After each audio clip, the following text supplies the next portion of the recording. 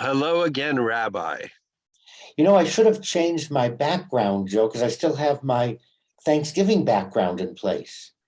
Well, look at it this way. Macy's has already started selling the Christmas stuff 2 weeks after Halloween ended and before Thanksgiving started. So you're you're in what I would call the perfect time frame, the more realistic one, because it's before Thanksgiving and we're doing pumpkins. Okay.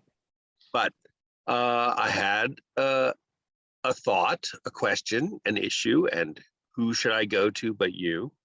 Thank My you. daughter has usually non-committal or having been raised interfaith. Her mother is Jewish and I am raised Roman Catholic. She likes the Christmas tree when we get a Christmas tree, but she enjoys it when we do have one, and she doesn't mind it when we don't. But this year, we have a new member of the family, a new puppy dog, and she wants to put a present under the tree for the dog. So we have to get a tree. So that caught me by surprise. Do you have any opinions or guidance on this?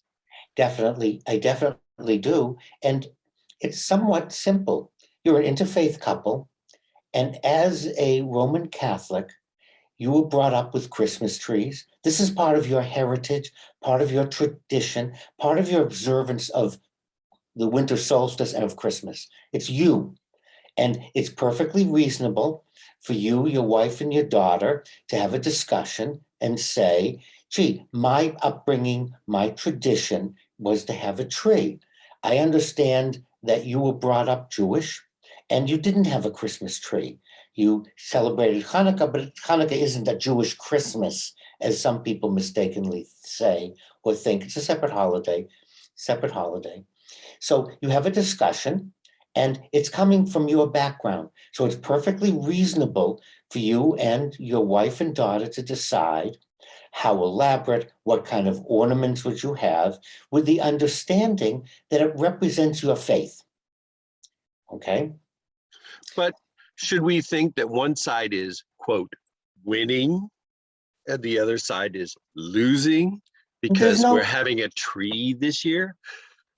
see, I think if you think of it as winning and losing, it is, but it isn't. It only happens if you actually think it that way. If you make it into a competition, it becomes one. And I think that's very annoying because people will take something very neutral and make it into a competition. No side is winning. They're two, you have a tradition, and this was a celebration. And it's perfectly reasonable for you to share it with your wife and daughter. What I think is not reasonable is for Jews in a Jewish family to decide they want a Hanukkah bush or to decide they're going to have a winter tree. It's not part of the Jewish tradition. And why would you do that? Why don't you do something that the Inuit do? Why don't you pick on something from Aborigines? We wouldn't do that. We acknowledge that's not our tradition. That's not our religion. So we don't copy or bring in things from other. And I think that then becomes a mistake. Jews aren't, what, I want to say the rosary. No one would think that's reasonable. But how is that different from bringing a Christmas? It's not. It's another person's, another religion's observance, and it should stay. Because I think I think then it really cheapens the other person. I think we take away something. But for an interfaith family, it's exactly what you want to do because you represent two traditions. And you want to celebrate the two traditions that come from your backgrounds. So we have a tree. We light the menorah.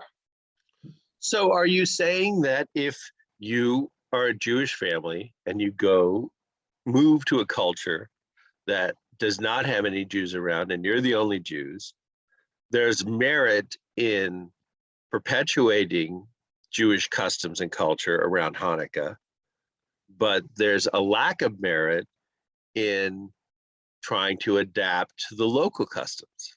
Now, we want to separate local custom from religion. If it's a winter solstice with snow and skiing, no religion owns snow. No religion owns skiing. No religion owns snowmen.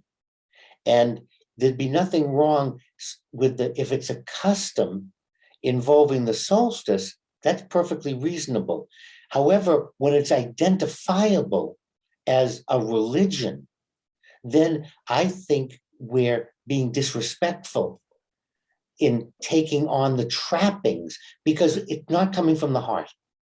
When you have a Christmas tree, it comes from you being 8 or 9 or 6. It comes from a background and it reminds you of things. If I decide to have a Christmas tree, it doesn't remind me of anything. And therefore, I'm just taking the trappings. And I think that's an insult to another religion, to take on the trappings when it's not part of the background of growing up. Now, if I want to convert to Christianity, that's a process. So let's start the process. But don't pick on one thing because it's pretty, because it's neat. I think it's a disservice to everyone. However, if for an interfaith family, I think you should have a ham for Christmas along with the turkey, and not a tofu turkey. That's ridiculous. Well, I would think, actually, I remember from my parochial school days that the nuns would teach us, it's not about the celebration, it's about the intent and what you believe. And so in that respect, I believe that Sister Bernadette and Sister Joan Mary and Sister Andrew Mary would all agree with you, Rabbi. But I certainly hope that we have a nice holiday, and hope the same for you and your family. And I will probably get a tree, and we'll probably decorate it along with our menorah. And I look forward to hearing how your celebrations go, and I wish you well on this celebratory part of the year. And thank you, Joe, because by having the menorah and the tree, you're representing your two cultures, your two religions, your two intent. Well, have happy holidays, Joe.